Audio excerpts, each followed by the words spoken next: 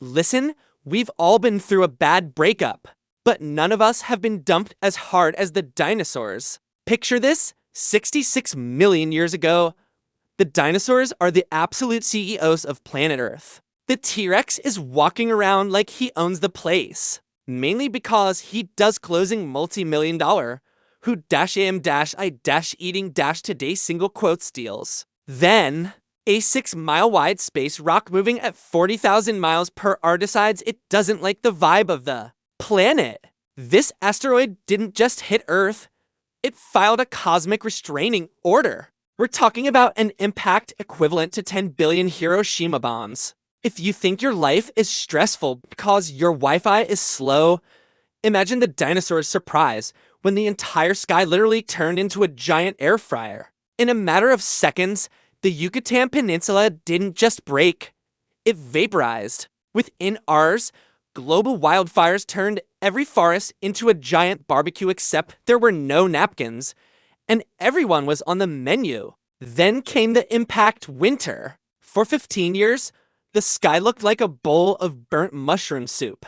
Dark, sulfurous, and absolutely zero sunlight. But here's the best part.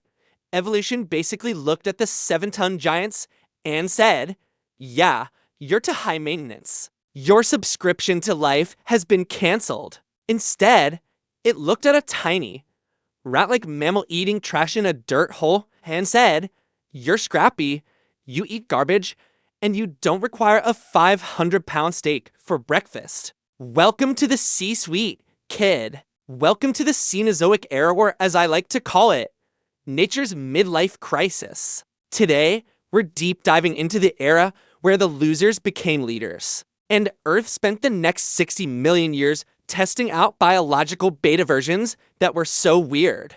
They make a platypus look normal. Get ready, because the dinosaurs are gone, and the new landlords are absolutely insane. So, the dinosaurs are officially deleted.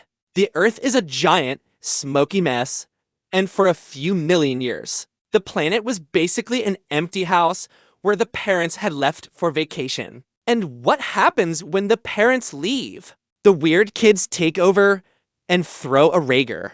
First up, meet Titanoboa. Imagine a snake, but instead of fitting in a terrarium, it's the size of a Greyhound bus.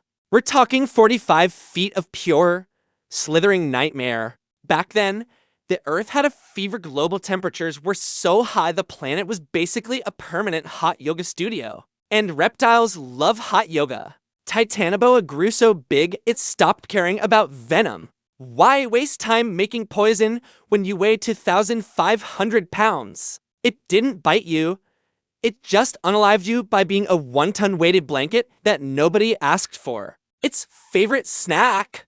15-foot crocodiles. It ate crocs like they were mozzarella sticks. Titanoboa was the undisputed heavyweight champion of the swamp, and its only real hobby was being a giant, scaly no entry sign for anything with a pulse. But while the giant noodle was ruling the water, the land was being terrorized by chickens. Well, terror birds to be precise. Evolution looked at the birds and said, I know you lost your teeth and your dignity when the asteroid hit. So here's a 10-foot tall body and a beak shaped like a meat cleaver.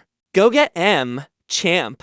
These things were essentially ostriches that had spent too much time in the gym and watched too many slasher movies. They couldn't fly, but they could run 40 miles per hour. If they caught you, they didn't peck you, they used their heads like a literal pickaxe to shatter your skull. It was the ultimate get off my lawn strategy. For millions of years, these murder turkeys were the apex predators of South America. They were fast, they were mean, and they were living proof that if you give a bird enough time and a bad attitude, it will eventually try to eat a horse. During this era, intelligence was basically a dump stat. Nobody was winning spelling bees. You either grew to the size of a building or you learned how to run really, really fast. It was a world of biological violence where the only rule was, don't get eaten by the bus-sized snake or the giant, angry chicken. After the giant snakes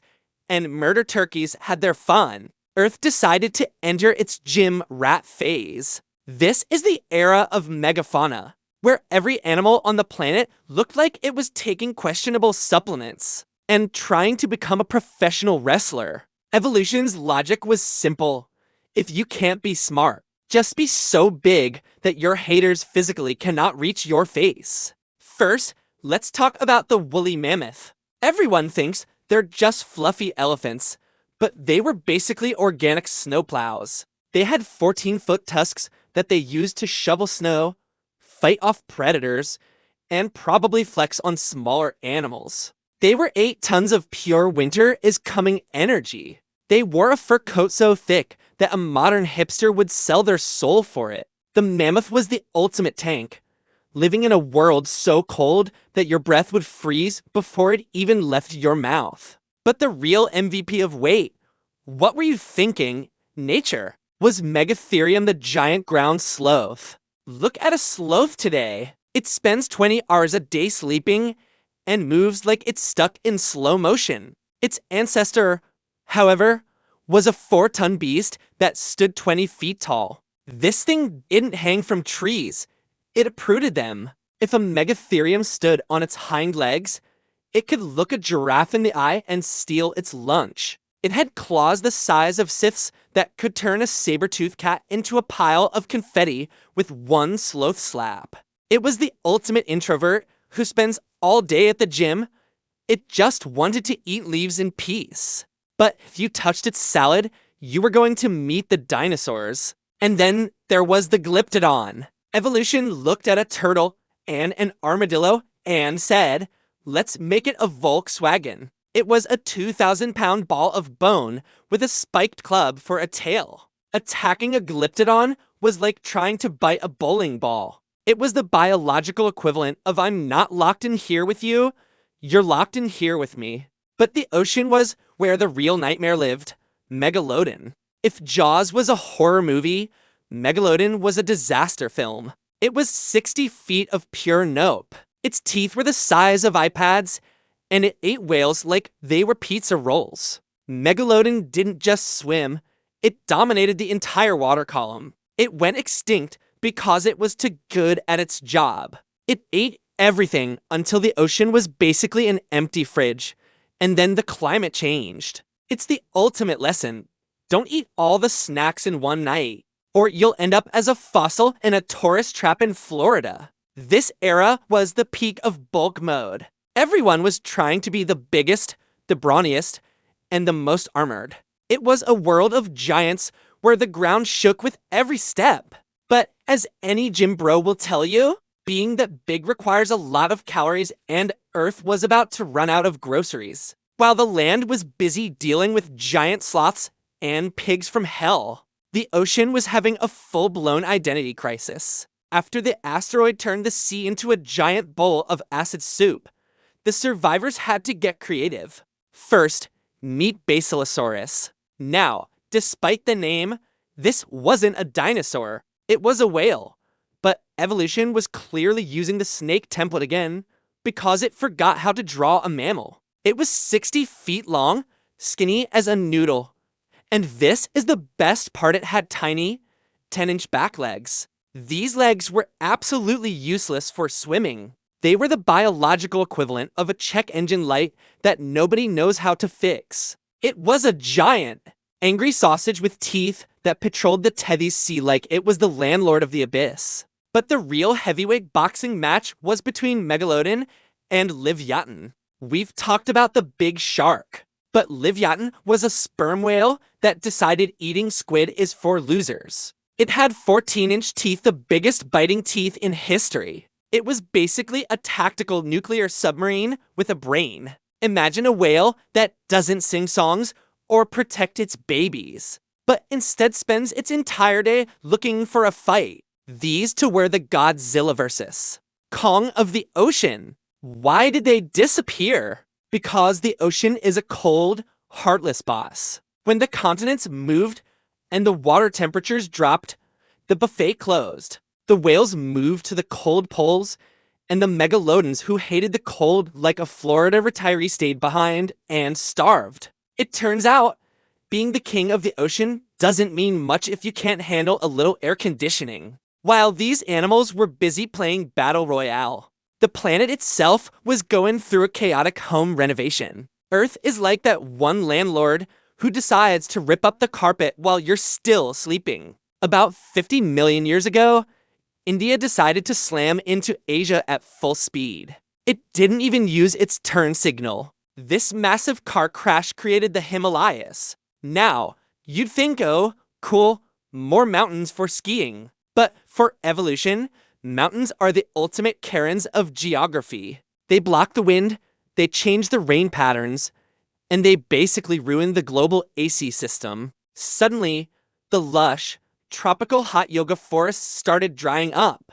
The world went from a green paradise to a dry, dusty grassland. This is what we call the Cenozoic cooling. If you were a 40-foot snake or a giant jungle pig, this was bad news. Your habitat was disappearing, and your prey was moving to the suburbs. This climate shift was the ultimate filter. It killed off the specialists and left the door open for a new kind of survival. Not being the biggest, but being the most flexible. And that's where our scrawny, hairless ancestors finally saw their chance to shine. Phase 3.5, the evolutionary participation trophies. Before we get to the humans winning the game, we have to talk about the absolute what in the world. Creatures that appeared when the climate started swinging wildly. Nature was basically throwing pasta at the wall to see what stuck. First, meet Arctidus, the short-faced bear. Imagine a grizzly bear, but give it the legs of a racehorse and the height of a basketball hoop. Standing on all fours, it could look into your bedroom window. If it stood up, it was 12 feet tall. This thing didn't hibernate.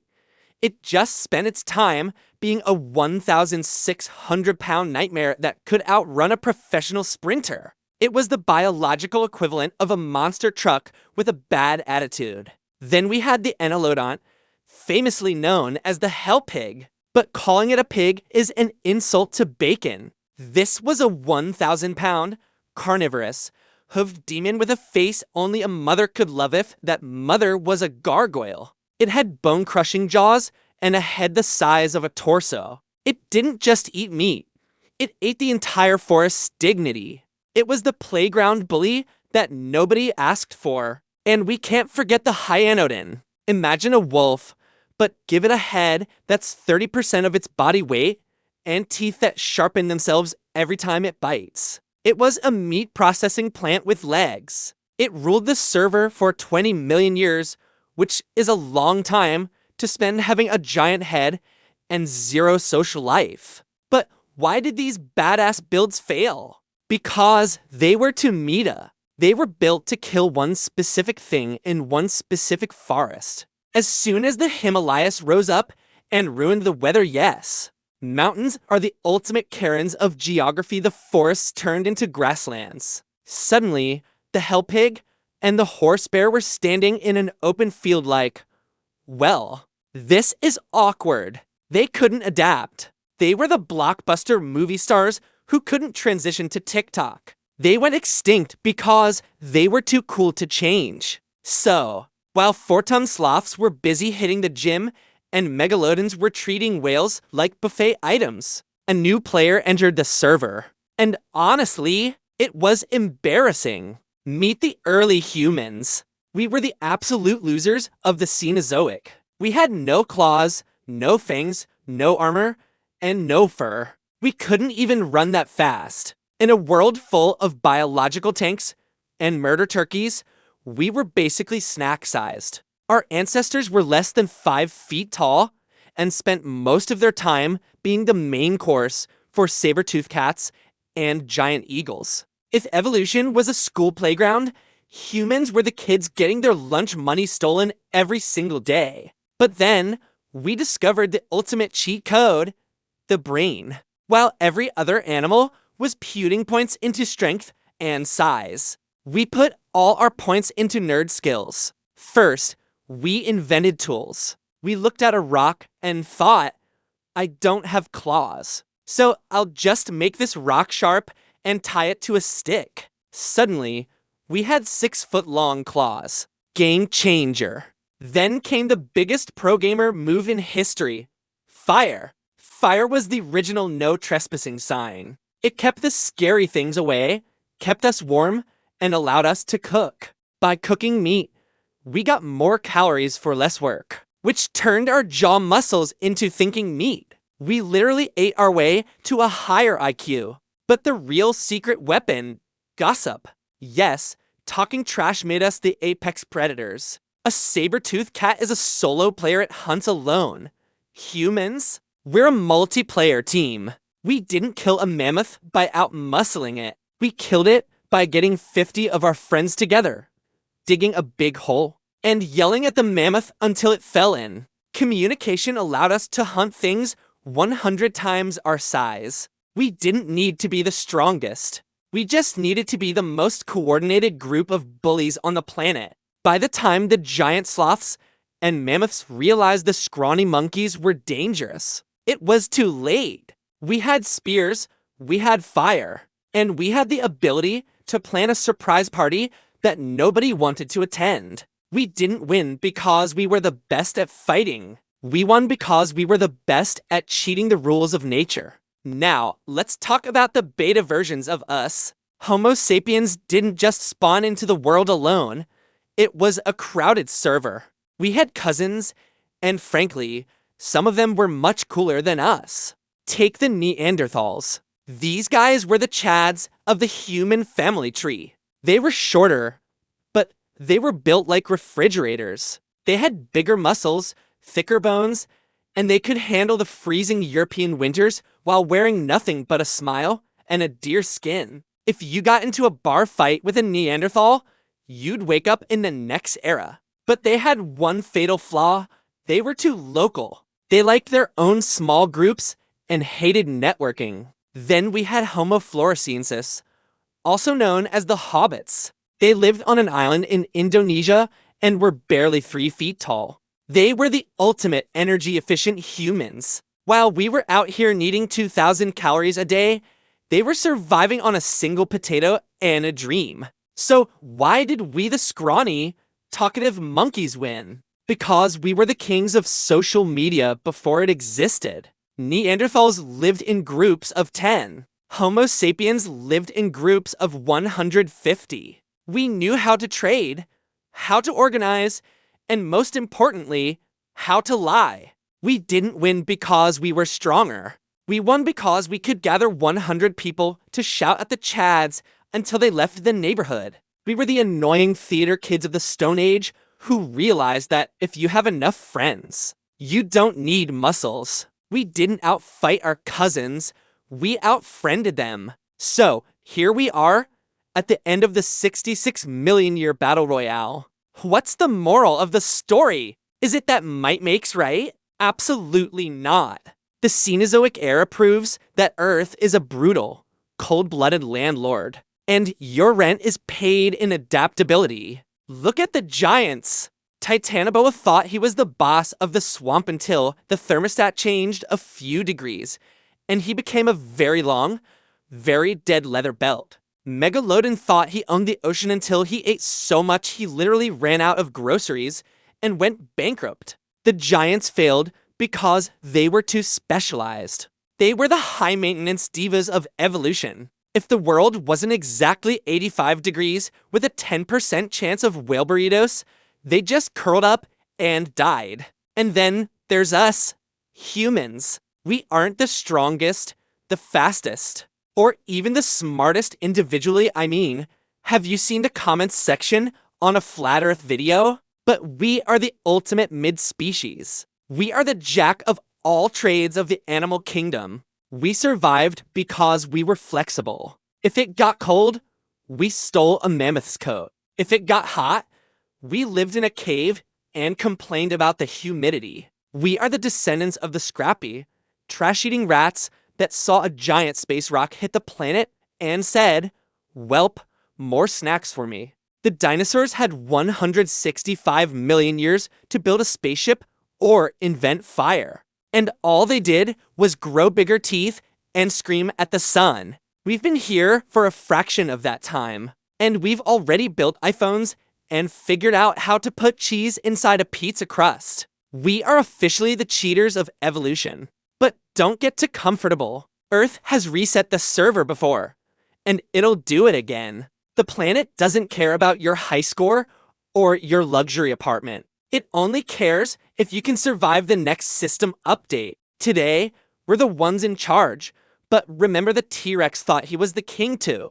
Right up until a pebble from space turned his kingdom into a parking lot. So, stay humble, stay scrappy, and for the love of everything, keep an eye on the sky. Because in the game of evolution, you're either the one eating, or the one ending up as a fossil in a 10-year-old's bedroom. Thanks for coming to my TED Talk on how we didn't die. Don't forget to like and subscribe, or a terror bird might show up at your house to discuss your life choices. Peace out.